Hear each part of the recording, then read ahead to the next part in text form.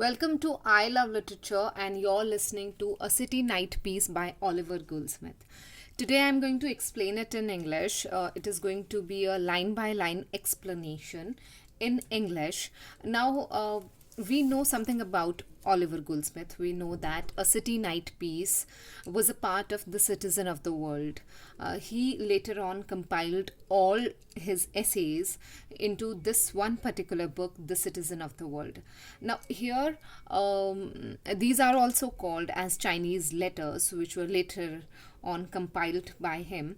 Now, the narrator is dissecting the English society here. So, whatever we are going to read in this essay, we will come to know about the prevailing English society, the kind of society it had that time, and in this essay particularly you should focus on disparity between rich and the poor. So he actually talks about that imbalance which was there in English society at that time, and all these things we happen to see from the eyes of a Chinese traveler, and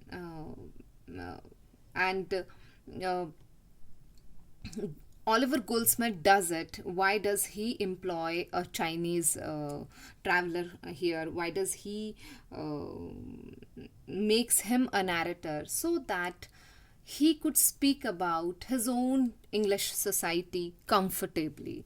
So all this happens under the guise of leeching Atlangi. That is something which we should know. Now here, what is the most important thing in this entire essay? Here he brings out the suffering of poor in this essay. So this question can be asked that write down, tell us that how does Goldsmith bring out the sufferings of poor in this essay. Now first let's look at this essay line by line. So the essay says, the clock has just struck 2. The clock has just struck 2. Now it is 2. We don't know yet whether it is 2 a.m. or p.m. So how will we come to know? We are going to read it and then we will come to know. The expiring taper rises and sinks in the closet. What is the meaning of this word taper? Taper actually means a long candle. So here taper is candle, okay? The expiring, it is dying. Taper rises and sinks in the socket, okay? Socket is something which is hollow from inside, and inside that it holds something. So he is talking about those long poles which have light on them. So he's talking about lights actually, that the expiring taper, expiring, dying. So from the very first line we come to know that if lights are on, it means it is not 2 p.m., it is 2 a.m. He's talking about night. And then we know expiring, that whatever is going to follow in this essay is not going to be something good. Something is dying in the English society. The watchman forgets the hour in slumber. Slumber means deep sleep. Now understand this. The watchman forgets the hour in slumber. The watchman does not remember the hour in slumber. Watchman does not remember when did he sleep comfortably last night. When did he actually happen to sleep, get a deep sound sleep. The laborious and the happy are at rest. So people who are happy, who were laborious, who work hard every day, they are sleeping comfortably, and nothing wakes but meditation, guilt, rivalry and despair. So nothing actually wakes anybody, okay? Who are actually awake right now? People who are doing meditation, people who are guilty, and because of that they are not getting that sound sleep. Rivalry, people who are planning some kind of People who are having competition with somebody else and then planning how to take revenge, and despair, and people who are really in despair, who are in suffering, who are in sadness. These people are wide awake. Except them, others are sleeping. Fine. The drunkard once more fills the destroying bowl. So, the man who is drinking, who is a drunkard, he keeps on drinking. The robber walks his midnight round, and robbers are also there in that English society. They are walking. They might get some, chance. They might get some chance to lay their hand on something. And the suicide lifts his guilty arm against his own sacred person. So, suicide lifts his guilty arm. Suicide is personified here, lifts his guilty arm against his own sacred person. So, there are people who are going to commit suicide and they are wide awake. So, then writer says, let me no longer waste the night over the pages of antiquity or the sullies of contemporary genius. I don't want to waste the night talking about the past or the sullies of, that means sullies of contemporary genius. I'm not going to talk all good things, I'm not going to talk about these contemporary genius people and their wittiness, that how sharp they are. I'm not going to be boastful about the past that this city had, but pursue the solitary walk. I'm just going to walk the lanes of this city, he says, where vanity, ever changing, but a few hours past, walked before me. You tell me, can vanity walk? No. So it's personification. Ever changing, but a few hours past, walked before me. It was walking before me, not after me, before me. That means pride was everywhere. Okay, people are so proud here. When it was day light, that time vanity was actually walking before him, where she kept up the pageant. Vanity was actually wearing a crown and walking proudly the street, and now, like a frowned child, seems hushed with her own importunities. And now, this vanity, like a frowned child, is hushed somewhere. It is sitting somewhere with her own importunities, means with its own persistence, with its own annoying habit. What a gloom hangs all around. So, what does the writer see around him? Gloom. He actually sees sadness everywhere. The dying lamp feebly emits a yellow gleam. So, the lamp is dying. That means this, what does lamp mean over here? Actually, the good times is dying. Actually, light is dying, light is expiring. Now it's time for darkness to take over. So that's what he symbolizes here. The dying lamp feeble means weak, emits a yellow gleam. No sound is heard but of the chiming clock or the distant watchdog. So nobody is there. I cannot hear any sound. Just clock and barking of a watchdog, and he is alone there. All the bustle of human pride is forgotten. In this night, all the bustle of human pride is forgotten. An hour like this may well display the emptiness of human vanity. So this hour like this, when nobody is there on street, you actually realize that how much emptiness is there in human vanity, in human pride. That pride is actually abstract. That pride is not going to do anything good to anybody.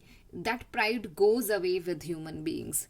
After that, here a writer says, there will come a time when this temporary solitude, this temporary aloofness, loneliness may be made continual. So There will come a time when this solitude will continue and the city itself, like its inhabitants, fade away and leave a desert in its room. So, the city itself, like its inhabitants, like, Londoners or people of that city have gone away. Similarly, and this city has become deserted. This city, desert, what is desert, where there is nobody. So, similarly, when people will go away, this city will also fade away. That's what writer says here. What cities as great as this have once triumphed in existence?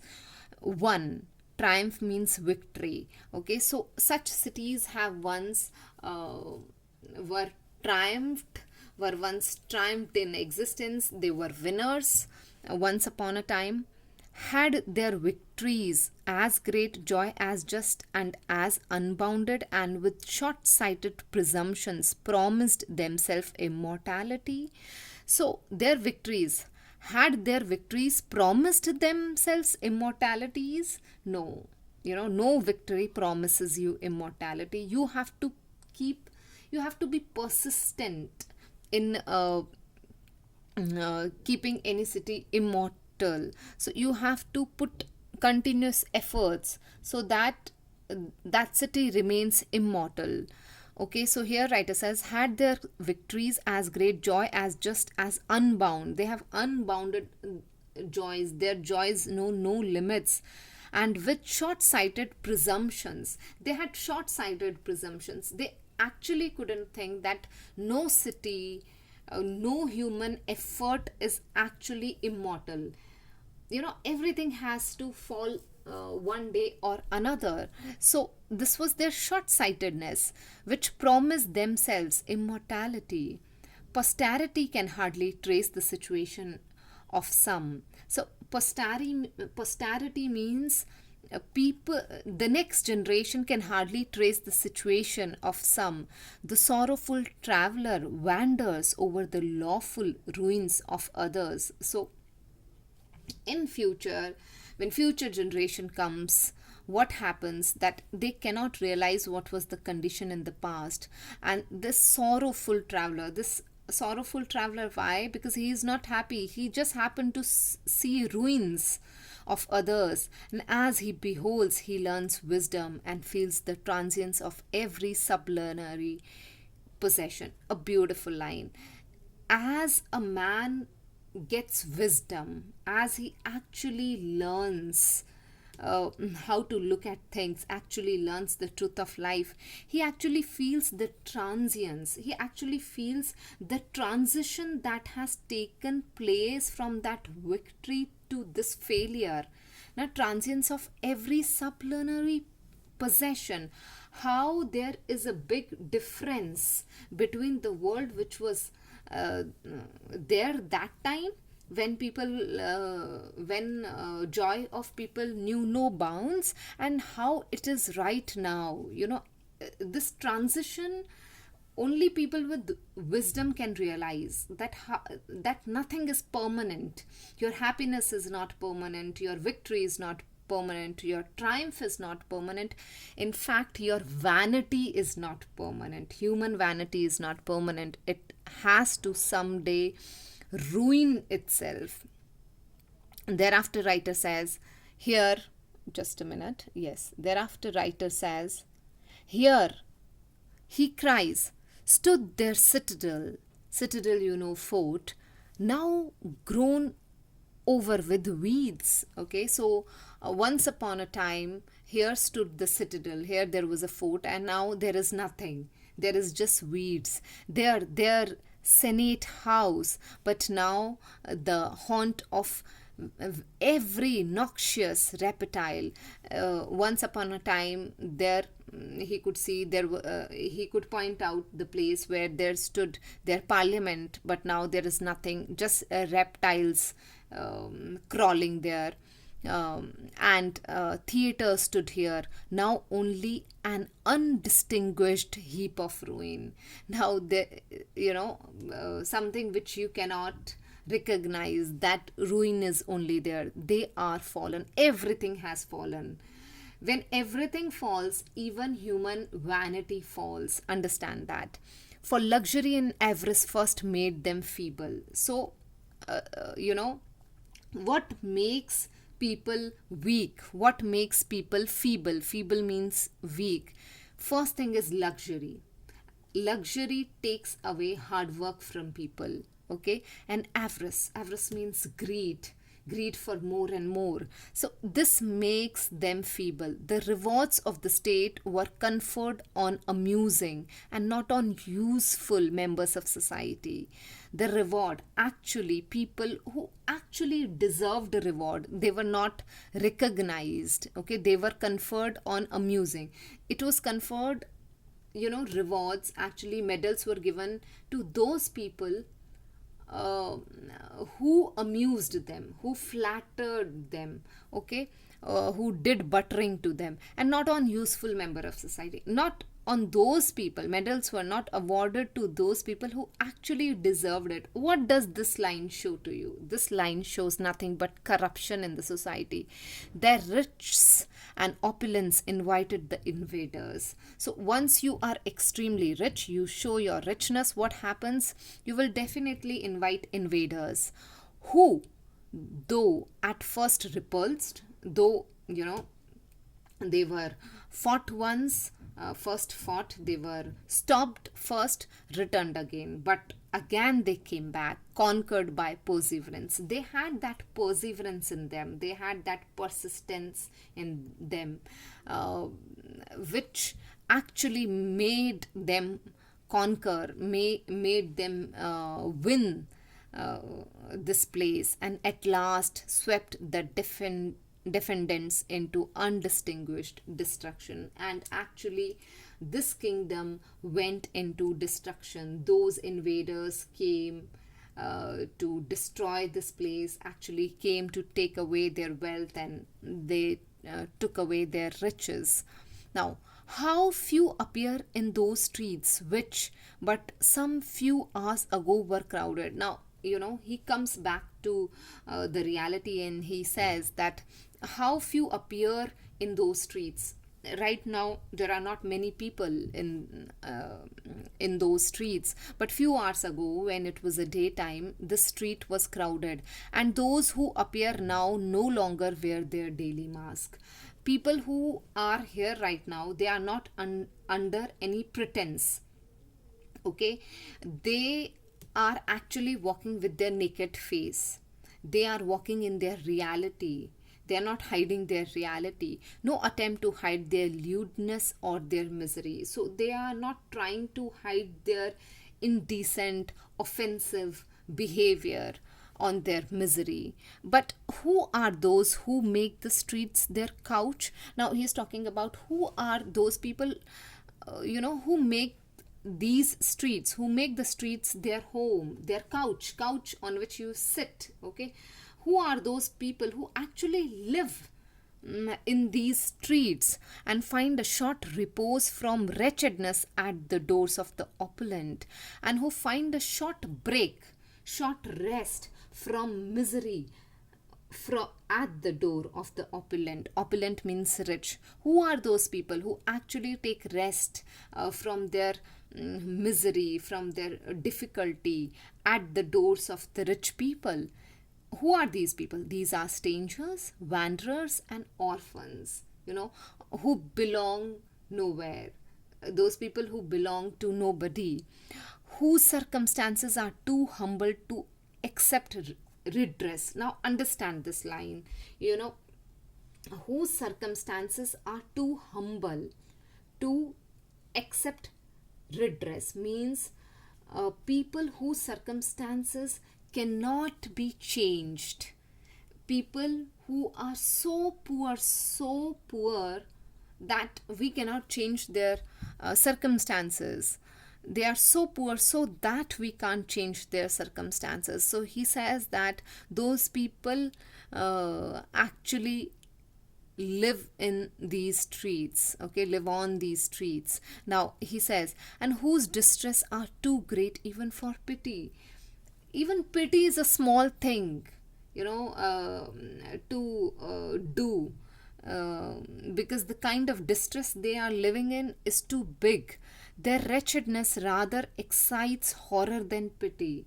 Their misery actually makes you, uh, you know, they have such misery which actually frightens you rather than you pitying them. So that's what here the writer says. Some are without the covering even of rags. Some cannot even afford rags. Some cannot even afford a small piece of cloth, okay, for themselves. And others emaciated with disease, and others are actually have become very thin, pale with disease. So what kind of poverty do we see there? Poverty which actually makes you feel horrible, which actually, poverty that actually frightens you, that kind of poverty he can see there on streets of London.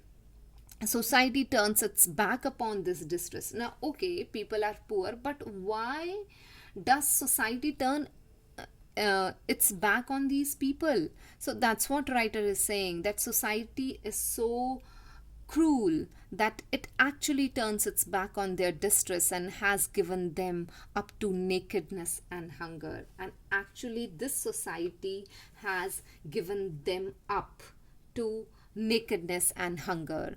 Okay, I think we have missed one line over here. Yes, this, the world has disclaimed them. The world has actually abandoned them.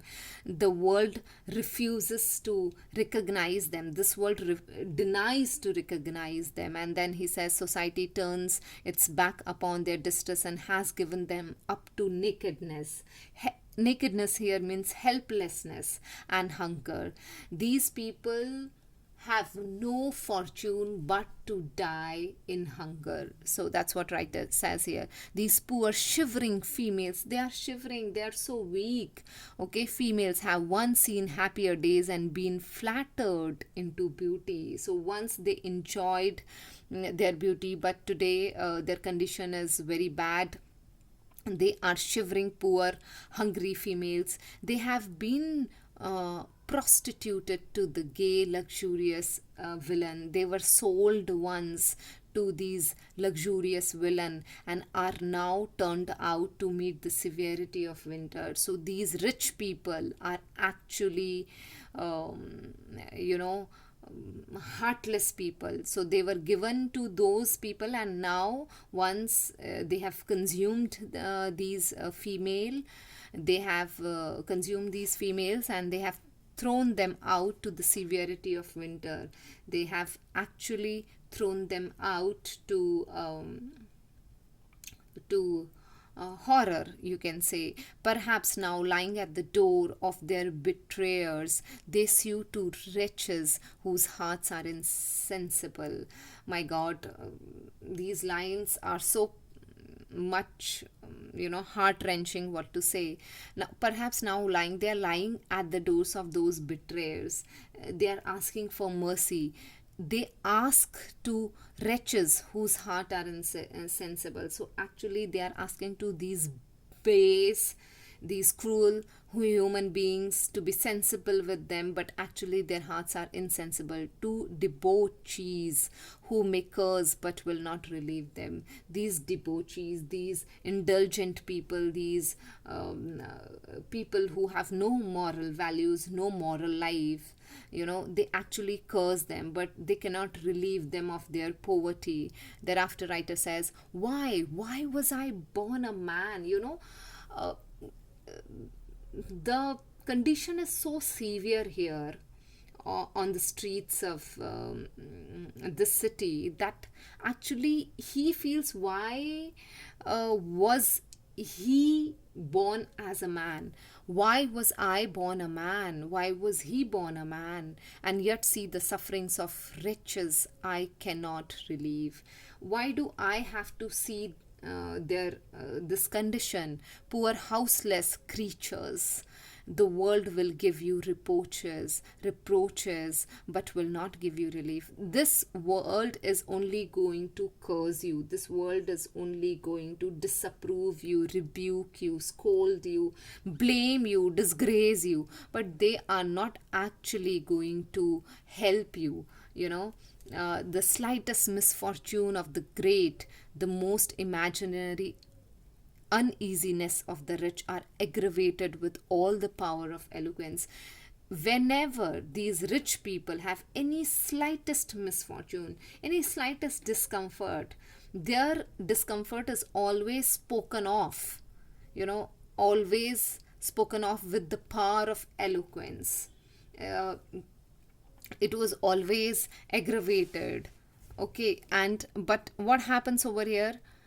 The condition of the poor people, the real condition of the poor people is not even told to anybody. That's what writer says here. Held up the engage our attention and sympathetic sorrow. The poor weep unheeded. There is nobody to pay attention to these poor people. Persecuted, they are actually persecuted, they are mistreated by every subordinate species of tyranny. Tyranny means, this is a very common word, and every law which gives others security becomes an enemy to them. So every law which gives other security, every that thing which takes care of this rich people is actually harm for these poor people.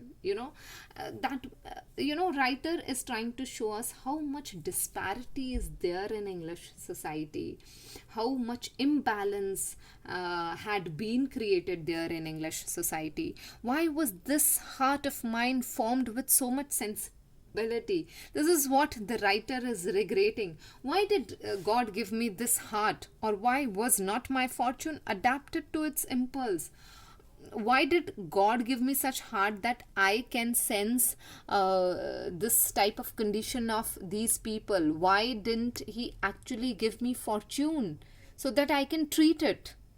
If what He asked God is, if you couldn't give me fortune, you shouldn't have given me tenderness. You shouldn't have given my heart this tenderness. Tenderness without a capacity of relieving only makes the man who feels it more wretched than the object which sues for assistance.